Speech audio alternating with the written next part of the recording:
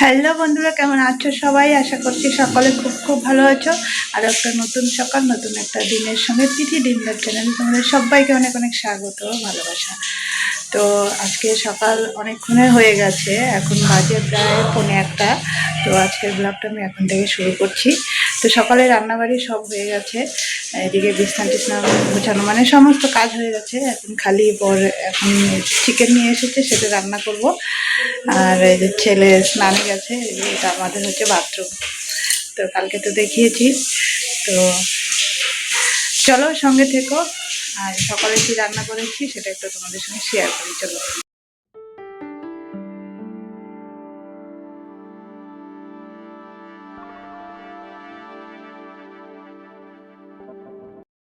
তো ভাবলাম রান্নাটা পরে এসে করব, কারণ যেতে হবে একটু ব্যাংকে, ওই আমাদের গ্রুপে টাকা জমা দিতে। তো যার জন্য আর কি রেডি হয়ে নিয়েছি। আজকে না প্রচন্ড রোদ, জানো তো। তো বর বাড়িতে আছে, তো বরকে বললাম ছেলেকে দেখো আমি যে বেরোচ্ছি, তো যাচ্ছি। তো ওখান থেকে এসে তারপরে রান্নাটা করব। আবার ভাগ্নিকে আসতে বলেছে বর, মানে নিমন্ত্রণ করেছে মাংস ভাত খাওয়ানোর জন্য। তো দেখো রাস্তায় এত রোদ, জানো তো।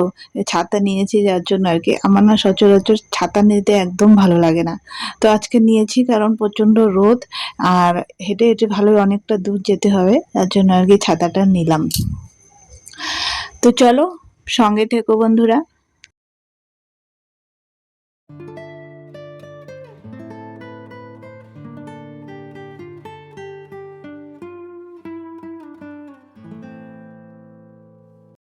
তো এদিকে দেখো বন্ধুরা, ব্যাংকের কাজ সম্পন্ন হয়ে গেল, এখন বাড়ি যাচ্ছি। তো চলো। তো দেখো বাড়িতে চলে এসেছি, বাড়িতে এসে একটু বসে রেস্ট নিচ্ছি, কারণ কি এত রৌদ্র না, রোদের মধ্যে এলাম হেঁটে। তো হেঁটে এসে এখন একদম ক্লান্ত লাগছে। তো এদিকে অনেকটা বেলা হয়ে গেছে, এখন বাজে প্রায় 2:30 বেজে গেছে। তো এখন রান্নাটা বসিয়ে দিতে হবে, কারণ কি ওইদিকে ভাগ্নিকে আসতে বলেছে বর। তো ঝটপট মাংসটা আমি তো ওই যে তখন দেখতে পেলে ধুয়ে রেখে গেছি। তো এসে শুধু মশলাটা করে যে বসিয়ে দিয়েছি, এর মধ্যে ভাগ্নিও চলে এসেছে। তো আমার ওইদিকে বাথরুমে অনেক জামা কাপড়ও আছে, তো সেগুলো ধুতে হবে। তো মাংসটা আমি বসিয়ে ভাগ্নিকে বললাম যে একটু তুই একটু ঘেটে দে, খালি ঘেটে দে একটু, দেখ আমি ওইদিকে জামা কাপড়গুলো ধুয়ে দিয়ে আসি। তো সেটাই আর কি, ভাগ্নিকে আমি যেহেতু ওটা করতে বললাম, আর আমার বর আমাকে বলছে, হ্যাঁ তুমি ওকে দিয়ে কাজ করাচ্ছ, ও হচ্ছে এসেছে তোমার বাড়িতে ঘুরতে আর তুমি ওকে দিয়ে কাজ করাচ্ছ।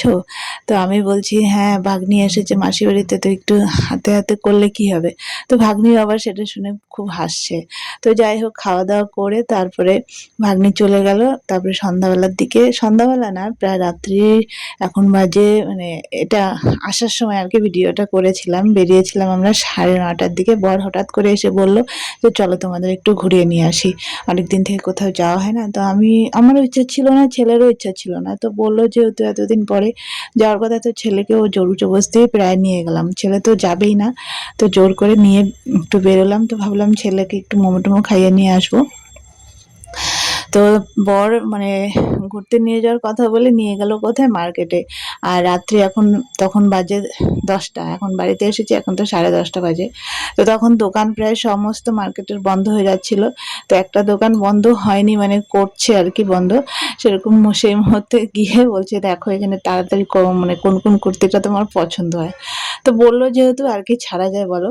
তো এই যে এই দুটো কুর্তি, অবশ্যই এই দুটো কুর্তি ওই পছন্দ করেছে, বরের পছন্দ আর এই নাইটিটা, মানে এই 3টে জিনিস আমাকে কিনে দিল। তো আমি মনে মনে ভাবছি যে আমাকে জোর করে নিয়ে গিয়ে আমাকে নাইটি আর কুর্তি কিনে দিল, তার লাভটা আমারই হলো, আমি যেতে চাচ্ছিলাম না। তো যাই হোক, মানে ওর প্ল্যান করেই ছিল। তো আমিও মনে মনে ভাবলাম ভালো হয়েছে, নিয়ে গিয়ে আমাকে কিনে দিল, তো ওর কুর্তি আর নাইটিটা তো পেলাম। তো যাই হোক, তারপরে ছেলের জন্য নিয়েছি কলা, আম এগুলো। তো কুর্তি আর নাইটিটা কেমন হয়েছে কমেন্ট করে জানাতে ভুলো না কিন্তু। তো চলো আজকের মতো ব্লগটা এখানেই শেষ করছি। সবাই ভালো থেকো, সুস্থ থেকো, আর হ্যাঁ অবশ্যই আমার পাশে থেকো কিন্তু। তো টাটা। ও হ্যাঁ, আর ছেলের জন্য মোমো এনেছি। টাটা, সবাই ভালো